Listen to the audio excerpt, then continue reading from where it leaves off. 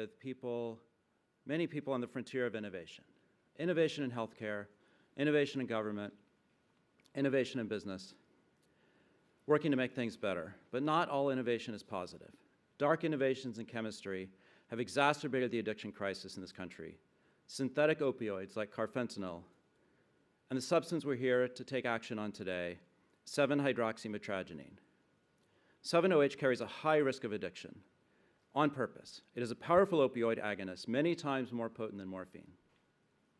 We've seen a disturbing rise in reports of overdoses, poisonings, and emergency room visits linked to products containing 7-OH.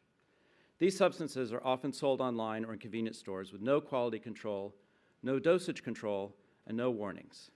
This is a recipe for public health disaster. Young people, veterans, and people who suffer from chronic pain or addiction are being misled into thinking that these are safe alternatives. They're not. Here at HHS, we're committed to gold standard science, safety, and compassion. We know people are looking for relief, but that relief must be grounded in reality. We owe it to the American people to act decisively, and that's what we're doing today, initiating a process to schedule 7-OH as an illicit substance. To share more, I'd like to welcome to the stage my good friend and colleague, the Commissioner of Food and Drugs, Dr. Marty Makary.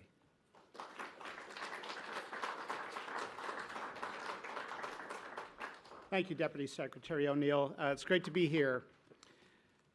7-OH is not just like an opioid. It does not just have opioid binding properties. 7-OH binds to the mu receptor, which means scientifically, by definition, it is an opioid. And yet it is sold in vape stores, in smoke shops, in convenience stores, and gas stations that are popping up all over the United States, and nobody knows what it is. It is a synthetic concentrated byproduct of Kratom. Our focus is not on Kratom. Our focus is on 7-OH, which, according to the Journal of Medical Chemistry, is 13 times more potent than morphine. We have a history in public health of being asleep at the wheel.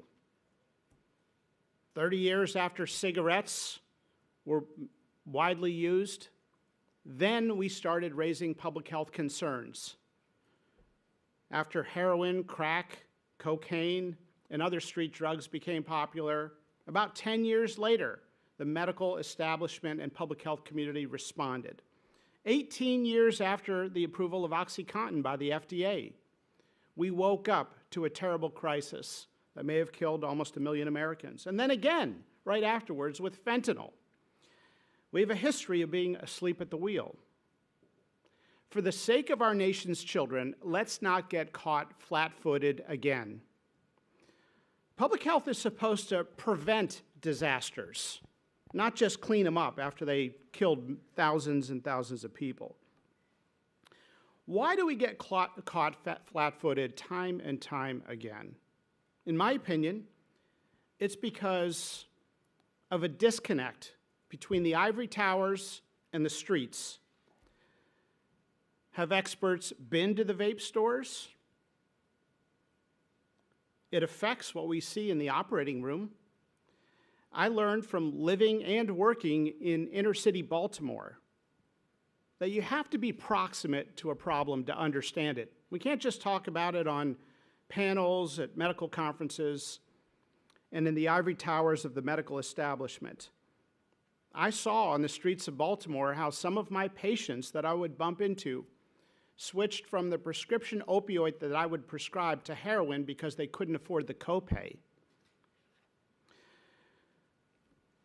I've been surprised going to these vape stores at what I'm seeing. First of all, roughly 85% of the vape products are illegal vape products. We know that because the FDA publishes a list of legal vape products, and no cutesy, fruity flavor designed to appeal to children or a video game vape product device is legal or approved by the FDA. I've been surprised that the candies and gummies and drinks and ice cream cones, here's one drink with 7-OH in it. There are other products that get added to drinks.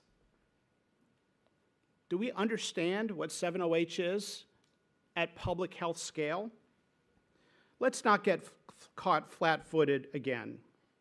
We're not targeting the kratom leaf or ground-up kratom. We are targeting the concentrated synthetic byproduct that is an opioid.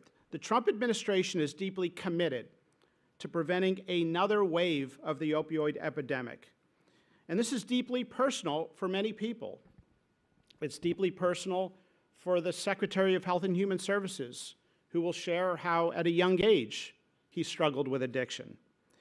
It's personal for a family friend, a good family with a good kid who is addicted, knows they're addicted, wants to stop their addiction, but can't stop. That story is going on all across the United States, and we don't have research or numbers or statistics on the scale of that problem. Let's not allow another wave of the opioid epidemic to catch us blindsided again. I've met some of these families. Let's be honest, there's also a lot we don't know. This may be the calm before the storm. It may be the tip of the iceberg, but let's be aggressive and proactive.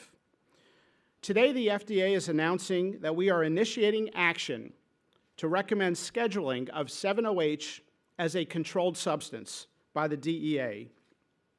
We are also releasing a report on 7-OH to educate the public, including the other names it goes by. And finally, we need to educate the public, including the medical community. I've talked to many doctors who don't know what 7-OH is. We need to be proactive so we don't get caught blindsided again. Thank you very much.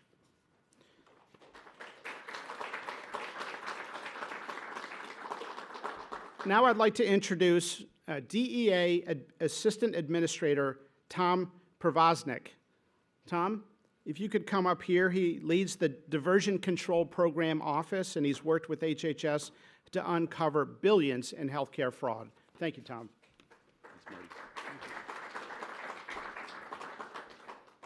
Good morning, and thank you all for being here.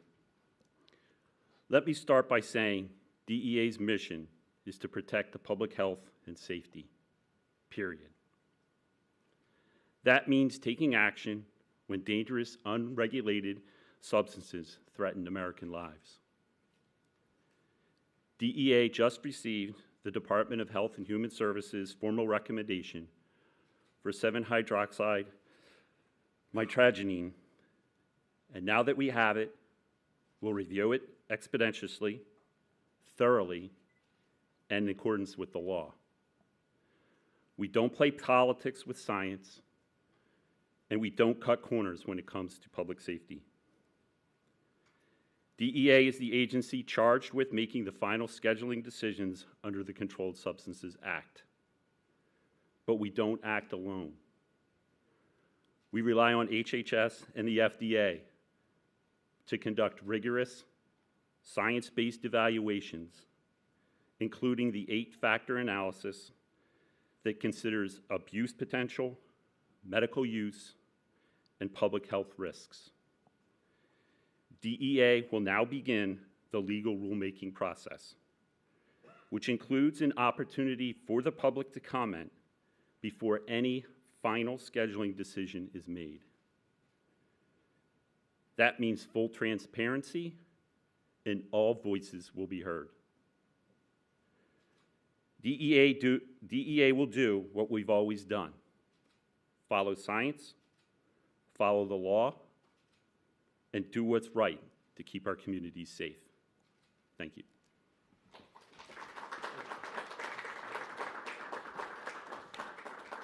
Thank you, Tom. One of the dangerous things about 7-OH is how much confusion it can cause. Many 7-OH products are marketed as kratom extracts or enhanced kratom, but in reality, they are the concentrated synthetic potent form that is an opioid. Our next speaker, Melody Wolf, Melody, come on up here, has experienced suffering looking for pain relief, and she's going to share a bit about her story and how the dangerous 7-OH product affected her life. Thank you, Melody.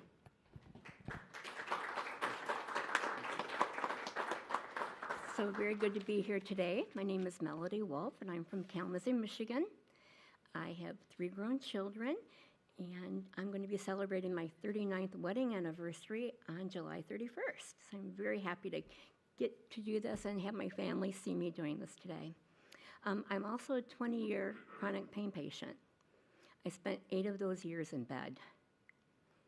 Our home was a pretty dismal place. My kids had fans on in their rooms at night because they needed to sleep and they couldn't hear me crying in the downstairs. They were able to go to very few activities because I was bedridden.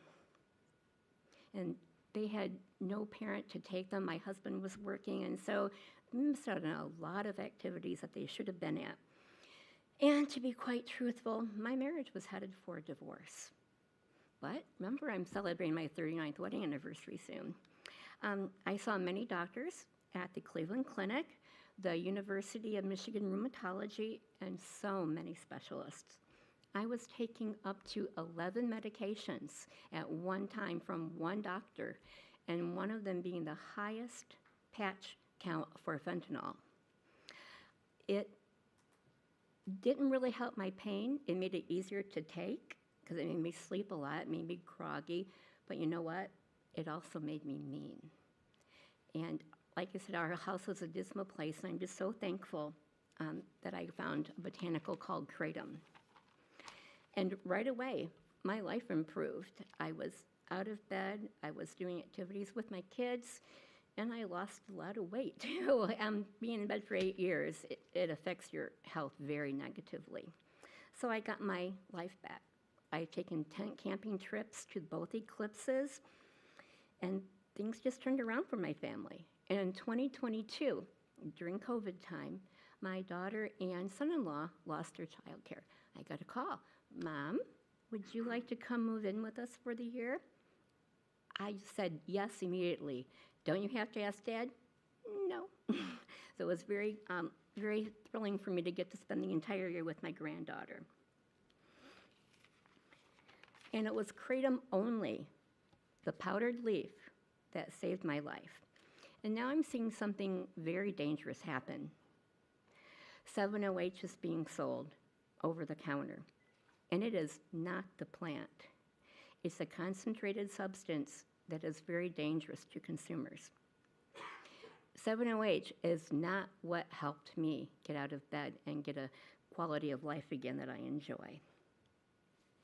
I check out my smoke shops to make sure that they're selling products appropriately, that there's labeling on them, that they have a no minors, and that Kratom is behind the counter locked up. I did that on Sunday. I said, where are your Kratom products? He said, oh, here they are. He handed me a 7-OH product. And I said, that's not Kratom. And he was very confused. He said, it's not, I thought it was. I said, no, it's not. I briefly explained it to him.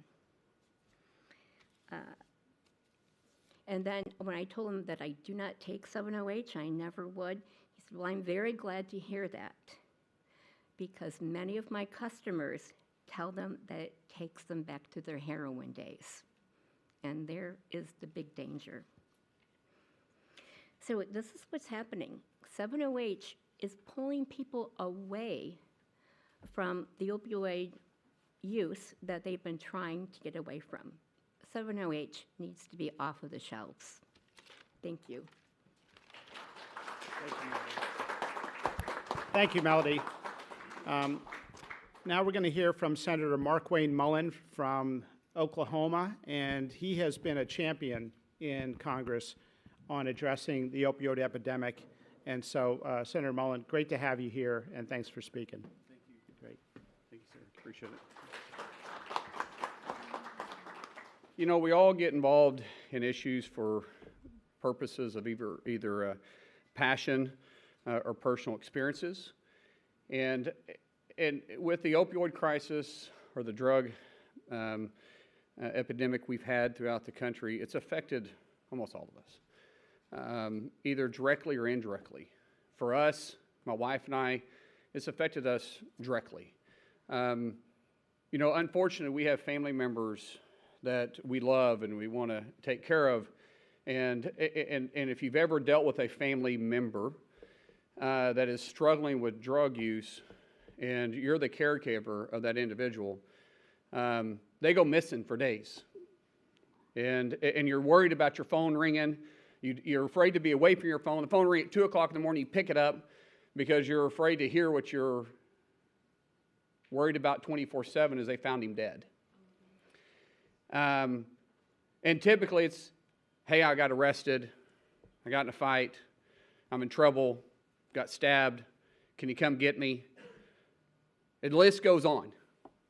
And I could give you horror stories of all the phone calls that my wife and I received over the last 20 years. And then when someone goes and they go to rehab and you get out, and because my Lord, we've been to every rehab center you can imagine, and I'm sure some of you guys have experienced the same thing. And they're clean, they're doing better, and they find out they can go to a gas station or a vape shop or a skate shop or a bike shop, and they can find something that's legal for them to take that gives them the same high, and they can still pass drug tests even though they're on probation, and yet it's a road to the same addiction. And you see the pattern, you see it in their face, you see it in their eyes, you see it in their words, you see it in their behavior, and you're going, oh my gosh, here we go again. And you go get them drug tests and they're passed, and you're going, what is going on? How can they pass this? What are you doing? I'm not doing anything. I'm not doing anything illegal. But you can read it because you've been with that loved one so long, you see it, and you're helpless. And once again, you know where the road is headed. And then honestly, those of our family members that we've struggled with addiction, when they actually get put in prison, it's probably the first night you actually sleep well. Because you know where they're at. You know you're not going to get that phone call. You don't like it, but you can breathe for the first time. And in our case, a person gets out after years in prison, and they find it in a drugstore again. And these individuals that are selling it know what they're doing. They know the individuals they're targeting. They know the loophole and selling it as a dietary substance. Well, they probably do lose weight, but not for the purpose that we would like them to. And now that industry has grown from nothing to over a $9 billion industry, more than even opioids that are selling on the street, which is at $5 billion a day, because they justify it. It's legal, but it's an addiction that's ruining lives. It's an addiction that's truly killing people because it leads them down a road that sometimes they'll never recover from.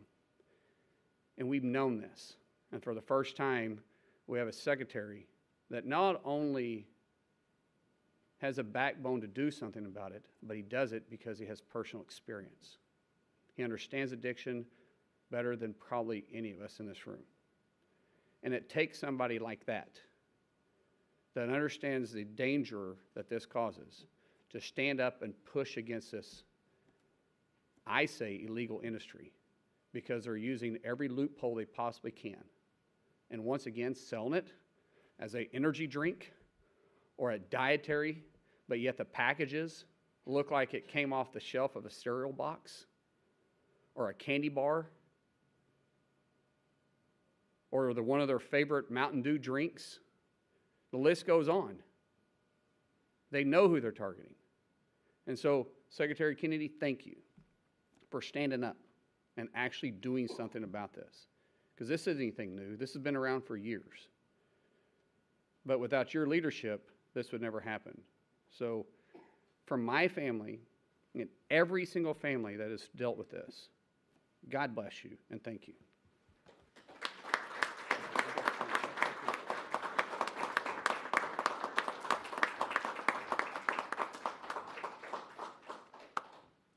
Thank you very much. Thank you for those kind words. I'm Markwayne. Thank you to Jim O'Neill, to Tom Brzoznik, to Marty Makary, and to Wendy as well. Thank you for that, for sharing your story. I spent 14 years a heroin addict, and I've been 43 years in recovery. And so I spent a lot of time talking about addiction and reading about it. And typically in most societies, you have about 10% of the population that suffers from addiction. But when there's availability, that can become a crisis. And you can have, for example, in Yemen, virtually 100% of the adult population is addicted to khat, because it's available on every corner. And my addiction started because of a lot of, let me say this, it was precipitated by availability. In April of 1968, 3 months before my dad died, the French Connection, the biggest heroin bust in history, heroin recovery, happened all together. They got out of one automobile 200 pounds of heroin, of pure heroin, and they ended up getting, I think, about 1,600 pounds over time. That heroin was then stolen from the evidence locker room in the Manhattan DA's office, and it was distributed on the streets of New York. And for several years, there was $2 heroin, so it was available in deuces. And there were people on every corner in Harlem, every corner in the Lower East Side, who were selling $2 heroin. And 72nd Street in Central Park, there were over 100 dealers selling it at that time. And, you know, I had iron willpower in other parts of my life. I gave up candy for Lent when I was 13. I never ate candy again until I was in college. I gave up desserts for Lent the following year, and I never had another dessert till I was playing sports in college and trying to bulk up for sports. I felt I could do anything with my willpower, but this compulsion was absolutely impervious to my will. And part of the problem was just the availability. It was too easy to get this drug for me. And if you look at the waves of addiction that Marty talked about throughout history, they're all precipitated by availability. Morphine was invented in 1803, and during the 1880s and 1890s, there was an addiction crisis in this country. One, because of the availability of opium that was coming in through immigrant supply trains. And the other was there was a lot of Civil War veterans who had become addicted, and it was widely available. Cocaine was available in medicinal drinks and in popular drinks like Coca-Cola. And Congress, in response to that crisis, made heroin and cocaine illegal in 1914. And we had a break from it for many, many years. And then the drug culture began in the 1960s, where it was psychedelics, et cetera. But the real addiction crisis began after 1969, when that heroin became available. And you got a whole generation that was hooked on that. And then in 1970, Congress again acted to criminalize heroin possession. And we got a little bit of freedom until the 1980s, when there was the drug cartels in Mexico and elsewhere developed supply lanes through the Bahamas and Mexico that the DEA was not ready for at that time. There were huge surpluses of cocaine in our country, and the drug dealers figured out a way to market it very cheaply through a new form of cocaine called crack. And throughout the 80s and 90s, we had the crack crisis in our country because of the availability. And then in 2000, we had the oxycodone crisis because suddenly opiate pills were available, partly because of the agency capture at FDA that Marty is now dismantling. And with that, FDA's action abetted that crisis. And so when we have that availability, it turns into a national crisis. And we're still losing 80,000 kids a year. 3 years ago, we lost 106,000 kids to addiction. That's double the number of children that died, of American kids who died during the 20-year Vietnam War. It's 2 Vietnam Wars worth of casualties a year from this crisis. And as Markwayne said, all of us are touched. President Trump is touched. His family also suffered from addiction. My family, I lost a brother to this disease. I lost a niece during COVID, a niece who I raised in my house, who was like a daughter to me. I lost another niece to injuries, who's now a quadriplegic because of this disease. But all of our families are touched, every American family. The financial cost to our country is in the trillions, and what we're determined to do is to avert a fourth wave of addiction. You know, I became an addict because it was so available, but I still had to go to Harlem, or I had to go to the South Bronx, or I had to go to the Lower East Side. And now you can go to any gas station. And the people who are marketing these drugs, we were met at with Pam Bondi yesterday, talking about this issue, and with these people from the DEA, and they showed us maps of the places where the vape shops and the smoke shops where this stuff is being sold, and they're around military reservations in our country, and there's, you know, the DEA has done measurements of urine in our troops, and they're skyrocket. The more it's directly correlated to the number of vape shops in their area. They're putting them around schools, they're putting them in our poorest neighborhoods, and now they're putting them in every gas station. And they're marketed for children. They're gummy bears. They're bright colors. They're candy flavored. This is really a sinister, sinister industry. As Marty pointed out, our agencies have been asleep at the wheel for all of these other crises. And now we're going to wake up, and we're going to stop this before it starts. So I want to thank all of these ladies and gentlemen for their commitment to making sure that this does not happen again in our country and averting the fourth wave of addiction. Thank you very much.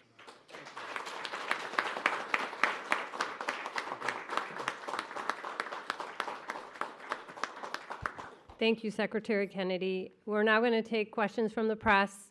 If you can please keep your questions to the reason we're here today, and also give your first name, last name, and outlet. We have a microphone for you. David Lim with Politico. Thanks for taking my question. In 2018, former FDA Commissioner Scott Gottlieb said FDA scientists conducted an analysis suggesting that kratom compounds had opioid-like properties. And he said that there is, quote, no evidence to indicate kratom is safe or effective for any medical use. I know the FDA's warning letters and the actions today are concentrated on concentrated 7-OH products, but does the government today believe kratom itself is safe to consume? And then secondly, the DEA previously attempted to temporarily schedule 7-OH in 2016 before backing off after receiving public blowback. Is the Trump administration prepared to finalize the scheduling process, even if it receives similar concern now? So first of all, we're not prepared to say anything is 100% safe, especially when it has psychoactive properties. But what we are saying is that our focus is on synthetic concentrated kratom. And you point out a good point, and that is that if we talk about all 7-OH, then we're not distinguishing to the public the risk stratification of the synthetic concentrated from the trace amounts of 7-OH that naturally appear in the kratom leaf and have for centuries and have been used in teas and other things. So our scheduling recommendation will delineate trace amounts from synthetic concentrated amounts. Great question. Thank you.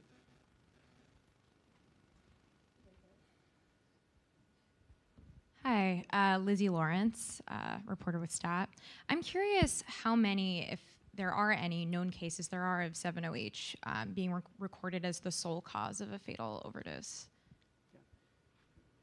We have terrible statistics because if somebody comes in with 7-OH overdose, I'm not even sure a doctor would know to ask about 7-OH. Very few doctors I've spoken with know what's in these vape stores or know what 7-OH is. I've had to explain it to the dozen or so doctors I've talked to. So I think we're just starting to understand.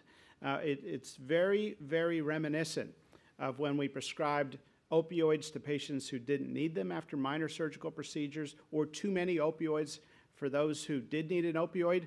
And we would notice some people were coming back for refills at a very high rate, but we hadn't put the two together because we hadn't recognized the addictive nature. So we need better statistics. There is a commitment from NIH to do some research to try to understand this, but this is not something where, after 50,000 Americans have died from it, we want to start that process. Thank you, Lizzie.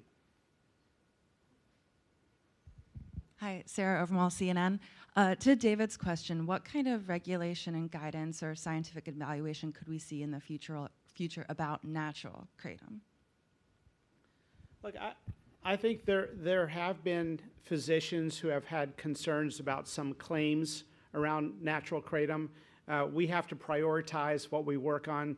So we are going after the killer first, which is the synthetic concentrated kratom, and then we can look into that other question. But we think it's night and day in terms of the public health risk. Thank you.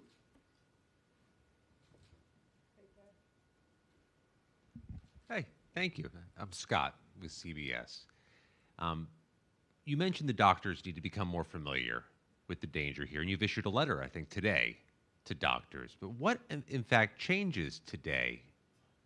I'm sorry, are you issuing a new regulation? Are you going to do the scheduling? What actual change is HHS affecting today? Yeah, so great question. Thank you for that. So a couple things. One, we're issuing a report, an FDA report on 7-OH, explaining it.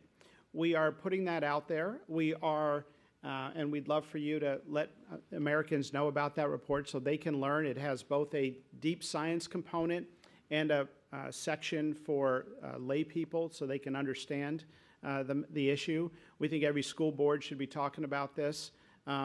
We are, number two, issuing a letter today to the DEA to recommend scheduling above a concentration threshold as a controlled substance. Number three, we are sending a Dear Doctor letter to every physician in the United States warning them about this.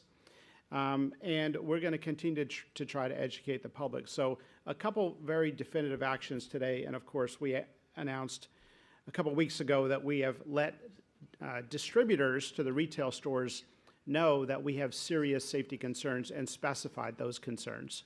Yeah.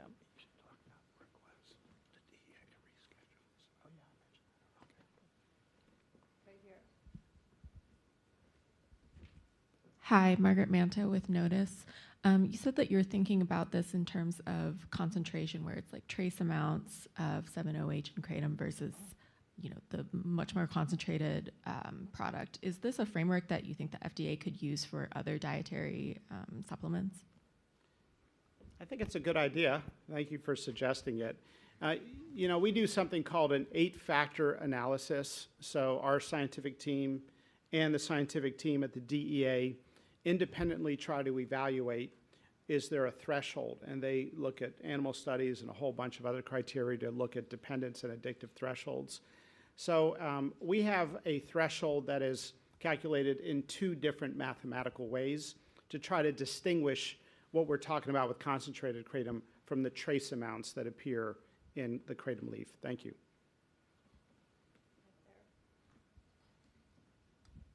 Thank you, Katrin Asaf, Gray Media.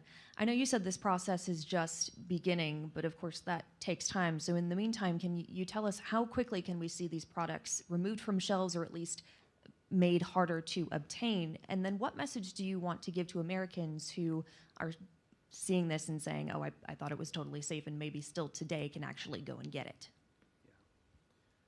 So effective immediately, the letters are out to the distributors, and we've actually gotten some positive feedback from some of those distributors.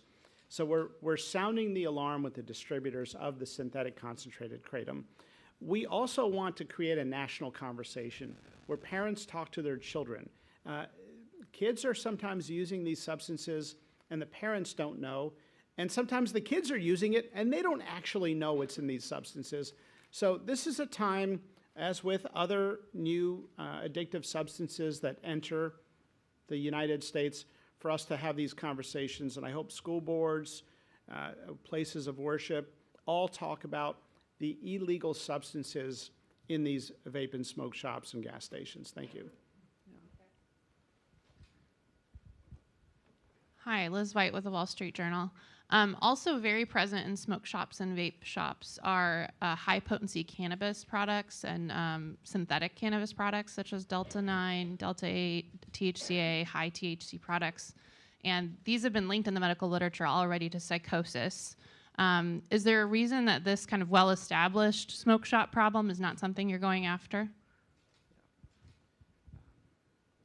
So I personally, in my writings as a physician, in my statements, and also the Department of Health and Human Services, have expressed serious concerns about people using these cannabis products. We don't want kids to use them.